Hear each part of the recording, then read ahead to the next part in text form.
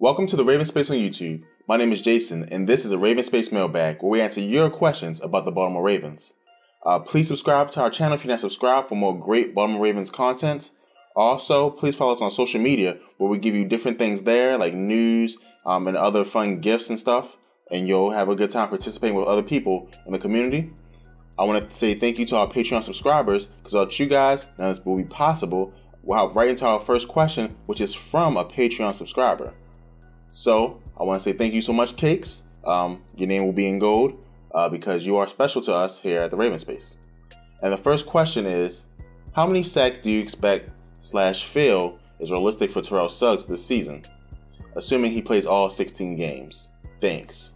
Thank you so much for your question, Cakes. Now, I would say that first, the most important thing for us to do when we analyze things is use the past, because the past is a good, a good indicator of the future. So I went back and looked at his stats, and I'll put them on the screen for you guys. And I did the seasons where he played 16 or 15 games, because those are contributors of him starting every game. So last year he had 8 sacks. 2014 he had 12.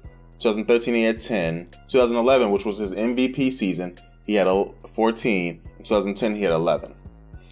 So looking at these, and then you have to take into account his aging, I would say that it's realistic that he would get around 8 to 9 sacks.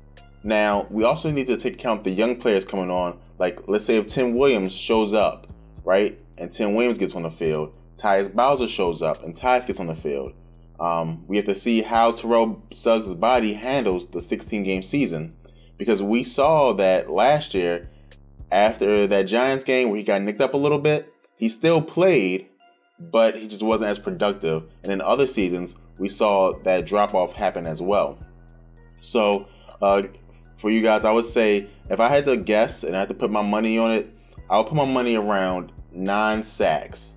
I do think that last year he did get a little bit nicked up, but you got to take into account him also getting older. 9 sacks is a good amount. And I also think he won't be on the field as much as he was last year, because it really showed that the Ravens didn't have faith in their other pass rushers like Lardarius Smith, because they just weren't productive.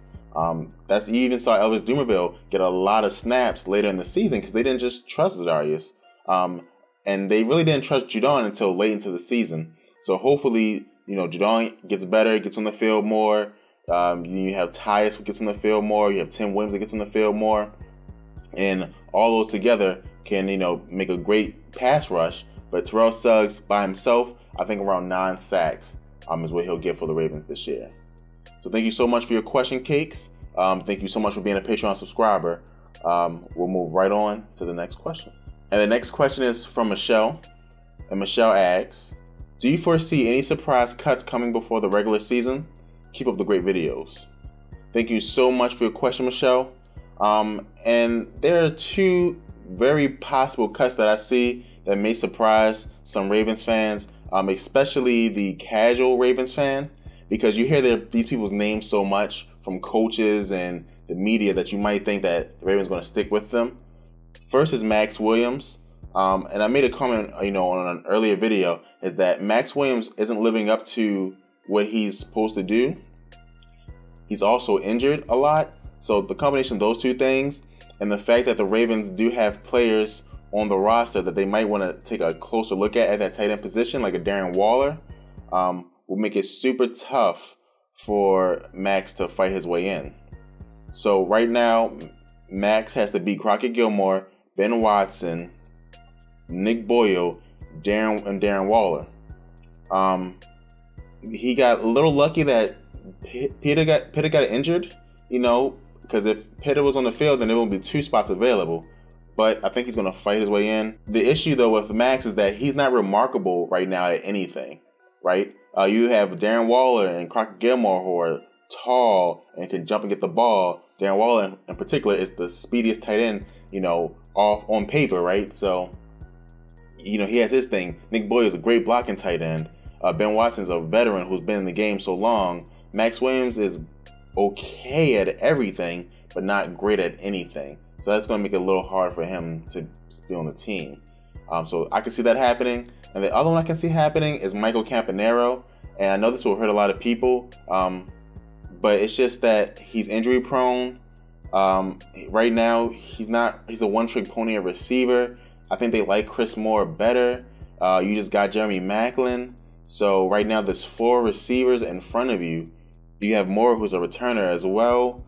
You got undrafted free agent rookies.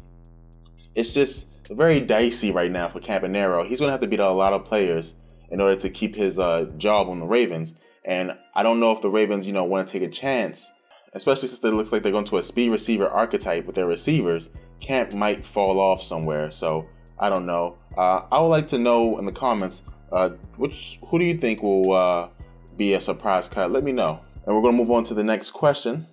The next question comes from Jason F.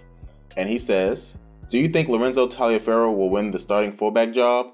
Keep up the great work. Thank you so much, Jason. The answer is no. The Ortiz kid has this lock stock. Taliaferro's going to try. There's nothing he can do. He's not a natural fullback. Running back is one of those positions where you have to be so dedicated to it that you have to be great at it. I can see that a quarterback who has a wide knowledge of the offense can switch to a position like receiver, where it's still a less physical position. But to go from a running back who literally, when you're a running back, you're taught that, when you get the ball in your hand, that's when you're most valuable, right? When you're a kid, that's how you make your name, by scoring touchdowns, right? When you're a fullback, you make your name by sacrificing, pass block, run block. I just don't think he's there yet. I don't know how young he is. I don't know if he qualifies for the practice squad. But I just think Ricky Ortiz will be better at fullback. Ricky Ortiz can catch out the backfield, something that Taliaferro just isn't as good at. So I think Taliaferro's time with the Ravens is over, really. I think he'll be cut. Nothing against him. He's just not, good enough to be one of the top 3 running backs on the team. And I don't think he's good enough to be the one fullback on the team, because you have to be the one fullback. There's only one fullback our team's going to carry. And I think Ricky Ortiz is going to take that spot over Taliaferro, unless he shows something to the coaches that we all can't see.